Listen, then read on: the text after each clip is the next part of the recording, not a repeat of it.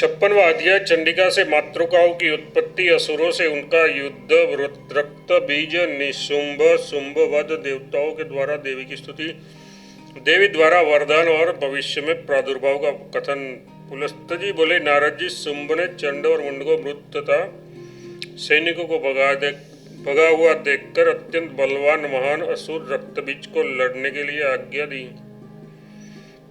उसके बाद महेश्वरी चंडिका ने दैत्यों की 30 करोड़ अक्षौहिणी वाली उस सेना को आती हुई देखकर उन दोनों देवियों के साथ सिंह के समान गर्जन किया। उसके बाद सिंह के समान निनाद मतलब हुंकार करती हुई देवी के मुख से हंस के विमान पर बैठी हुई तथा अक्षमाला और कमंडलों लिए ब्रह्माणी उत्पन्न हो गई। क्षण भर में ही वृषभ पर आरूढ़ त्रिशूलधारिणी महासर्प के कंगन पहने और कुंडल धारण किए हुए तीनों नेत्रों वाले माहेश्वरी भी उत्पन्न हो गई।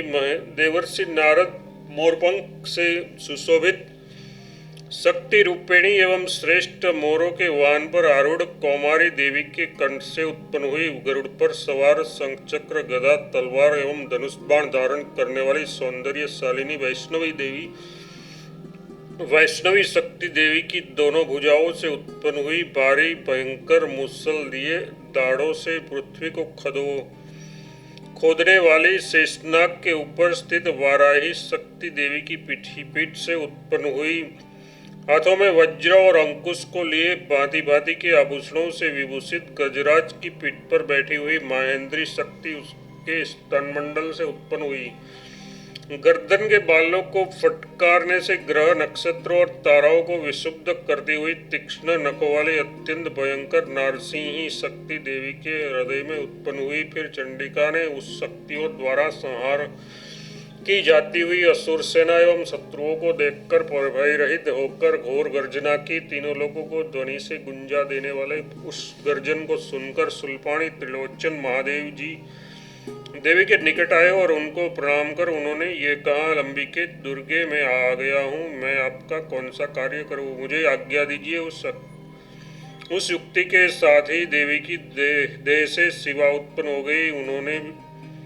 उन्होंने देवेश्वर से कहा, शंकर आप दूत बनकर जाइए और शुंभ से कहिए कि अये दुराचार्यों, यदि तुम सब जाने की इच्छा करते हो तो 7वें लोक रसातल में चले जाओ। इंद्र को स्वर्ग की प्राप्ति हो एवं देवगण पीड़ा बाधा से रहित हो जाए।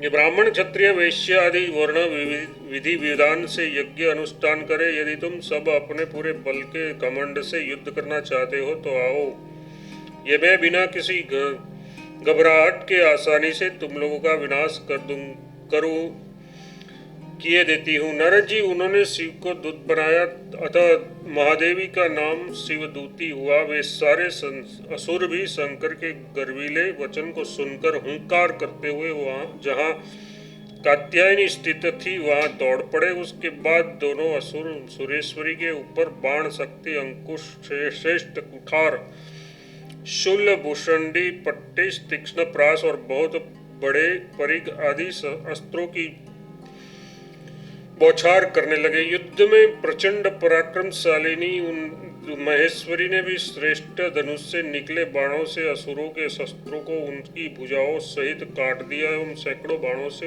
अन्य असुरों को मौत के घाट उतार दिया। मारी ने त्रिशूल से बहुतों को मारा। कौशिकी ने खड्वांग के प्रहार से बहुतों का वध किया तथा ब्राह्मी ने जलराशि फेंककर दूसरे बहुत से असुरों को प्रभावहीन कर दिया। माहेश्वरी ने शुल्क से बहुत से असुरों की छाती छेदकर गर्जन कर दिया। वैष्णवी ने बहुतों को जलाकर भस्म कर डाला। कुमारी ने शक्ति से, इंद्री ने वज्र से, वाराही ने मुख से एवं चक्र से असुरों का संहार किया।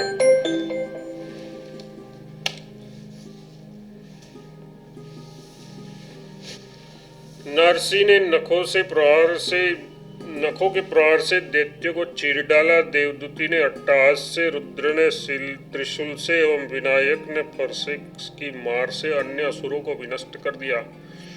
इस प्रकार देवी के बहुत से रूपों द्वारा संहार किए जाते हुए दानव धराशायी होने लगे। भूतगण पृथ्वी पर गिरे हुए उन दानवों को खा कर उन्हें नष्ट करने लगे।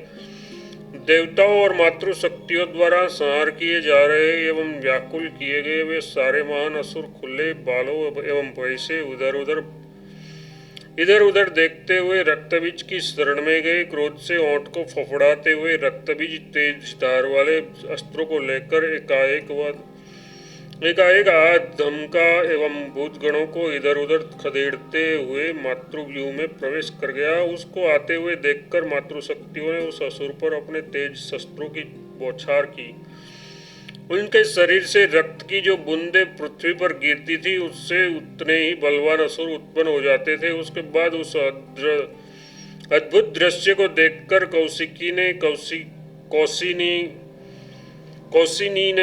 कौशिनी से कहा, चंडिके बड़वा नल समुद्र की आग की भांति अपने मुख को फैलाकर शत्रु का खून पी डालो। ऐसा कहने पर वरदायिनी अंबिका ने अपना विशाल भयंकर मुंह फैलाया। ऊपर ओठ से आकाश एवं निचले ओठ से पृथ्वी का स्पर्श करती हुई चामुंडा सामने खड़ी हो गई। उसके बाद अंबिका ने शत्रु के बालों को पकड़ करके उसे घसीट कर व्याकुल कर दिया और उसे अपने मुख में डाल दिया और उसकी छाती में शूल का प्रहार किया। तब रक्त से उत्पन्न होने वाले दूसरे राक्षस भी उसके मुख में ही गिरने लगे। उसके बाद उसका रक्त सूख गया। रक्त के नष्ट हो जाने से वह बलहीन हो गया। निर्बल हो जाने पर उसको देवी ने सुवर्ण से विभूषित चक्र से 100 टुकड़ों में काट डाला। उस दानव सेनापति के मारे जाने पर वे सभी दानव हा भाई कहाँ जा रहे हो, क्षण भर रुको, यहाँ आओ, ऐसा करते हुए करुण क्रंदन करने लगे। मृडानी ने खुले और बिखरे बालों वाले तथा टुकड़े टुकड़े हुए कवच वाले अनेक नंगे दैत्यों को पृथ्वी पर गिरा दिया। वे दैत्य पर्वत श्रेष्ठ को छोड़कर भाग गए। टूटे कवच, हथियारों एवं आभूषणों से युक्त अपनी सेना को देखकर टूटे ही चक्र एवं धुरी वाले रथ पर चढ़कर दानव श्रेष्ठ निशुंभ क्रोधपूर्वक मुडानी देवी के पास गया। चमकती हुई तलवार और डाल लेकर सिर हिलाते हुए वह देवी का रूप देखकर मोहज्वर से पीड़ित हो चित्रलेखे हुए की भांति ठिठक गया। देवी ने उस स्तब्ध हुए देवताओं के शत्रु को सामने देखकर हंसते हुए ये वचन कहा, क्या इसी शक्ति के बल पर तुमने देवताओं को पराजित किया है और क्या इसी बल पर मुझको पति रूप में पत्नी रूप के पाने के लिए याचना करते रहे।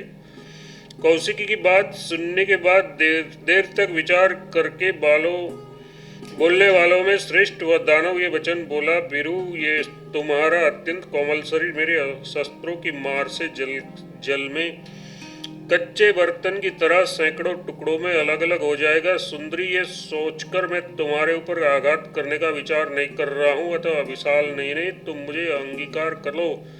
मेरी तलवार की मार को इंद्र भी नहीं सह सकते। तुम युद्ध का विचार छोड़ दो एवं अब मेरी पत्नी बन जाओ। मुनि योगेश्वरी ने निशुंभ की यह बात सुनकर हंसते हुए उससे भाव भरे वचन में कहा, वीर, लड़ाई के मैदान में बिना हारे हुए मैं किसी की पत्नी नहीं बन सकती। यदि तुम मुझे अपनी पत्नी स्वीकार स्त्री बनाना चाहते हो तो संग्राम में मुझे जीत लो। नारद जी, इस बात के कहने पर उस दानव ने तलवार उठाकर कौशिकी की ओर उसे वेग से चलाया। देवी ने अपनी ओर आती हुई उस तलवार को ढाल सहित मोर के पंख से सुशोभित 6 बाणों से काट दिया।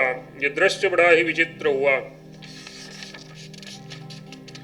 ढाल के साथ तलवार के कट जाने पर वह महाअसुर गदा लेकर हवा के समान तेज से कौशिकी की ओर दौड़ा। अंबिका ने लड़ाई में चढ़ाई करने वाले उस असुर की गदा के साथ सुपुष्ट सुडौल गठीली भुजाओं को खुरपे या बाण से उसी प्रकार समय काट गिराया। उस अत्यंत भयंकर देव शत्रु के गिरने पर चंडी आदि मातृकाएं प्रसन्न होकर किलकिला ध्वनि हर्ष सूचक ध्वनि करने लगी। उसके बाद आकाश में स्थित इंद्र आदि देवगण शत्रु को मारकर गिराए जाने पर हर्षित होते हुए बोले, विजयी तुम्हारी जय हो। फिर चारों ओर भूतगण बेरी बजाने लगे और देवगण कात्यायनी के ऊपर फूलों की वर्षा करने लगे। महादेवी मामुनि नारद जी निशुंभ को गिरा हुआ देखकर शुंभ क्रोध से हाथ में पास लिए हुए हाथी पर चढ़कर आया। हाथी पर चढ़कर दानवेश्वर को आते देख देवी ने चमकते हुए अर्धचंद्राकार 4 बाणों को उठा लिया।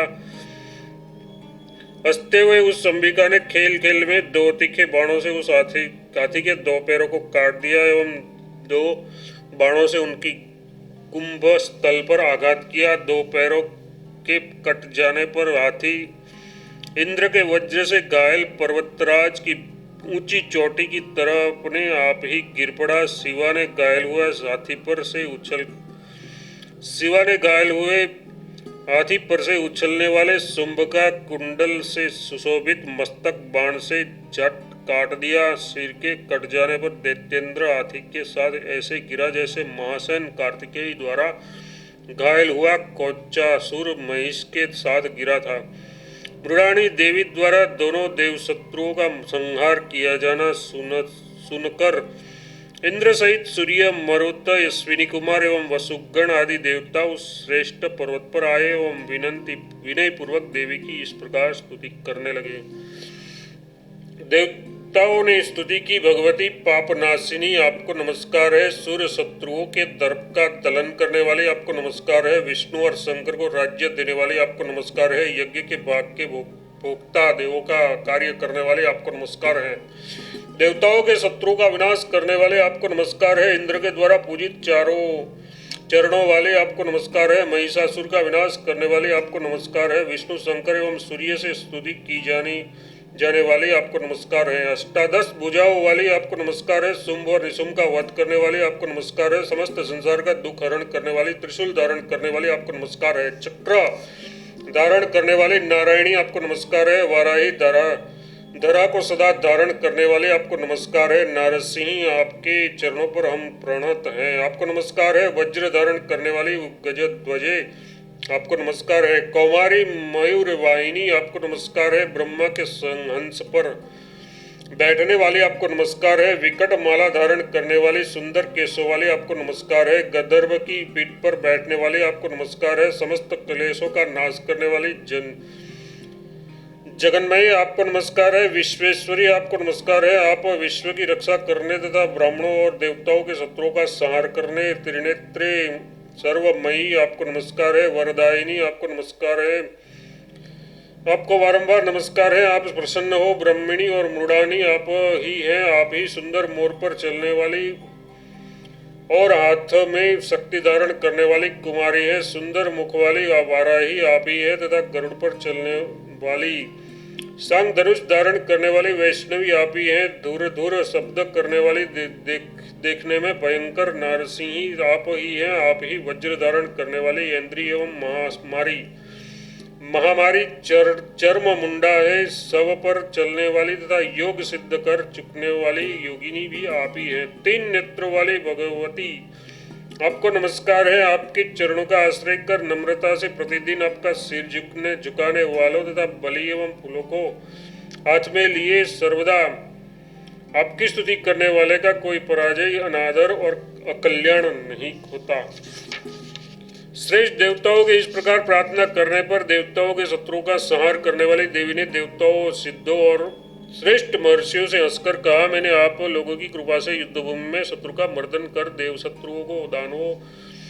शत्रुओं मतलब दानवों पर अत्यंत अनूठी विजय प्राप्त की है। आप लोगों से कही गई इस स्तुति को पढ़ने वाले भक्तिपरायण श्रेष्ठ मनुष्यों के दुष्स्वप्नों का निस्संदेह नाश होगा। अब आप लोग दूसरे इच्छित वर को मांगे। देवताओं ने कहा, यदि आप देवताओं को वर देना चाहती है तो ब्राह्मणों, बच्चों और गौओं के कल्याण के लिए यत्न कीजिए। अग्नि के सदस्य शरीर वाली आप हम सबके अन्य देव शत्रुओं को भविष्य में भी जलाकर भस्म करें। देवी ने कहा, देवों में पुनः शंकर के मुख के पसीने के जल से उत्पन्न करके रक्त से रंजित मुखवाली होकर संसार में चर्चिका नाम से प्रसिद्ध होंगी और अंधकासुर का संहार करूंगी। फिर मैं नंद के गृह में यशोदा से उत्पन्न होकर प्रबल देव शत्रु का वध करूंगी। वहां मैं अवतार लेकर दांतों के आघात से विप्रचित लवणासुर एवं अन्य शुंभ निशुंभ दानवों का विनाश करूंगी। देवताओं कली युग में भोजन न करती हुई इंद्र के घर में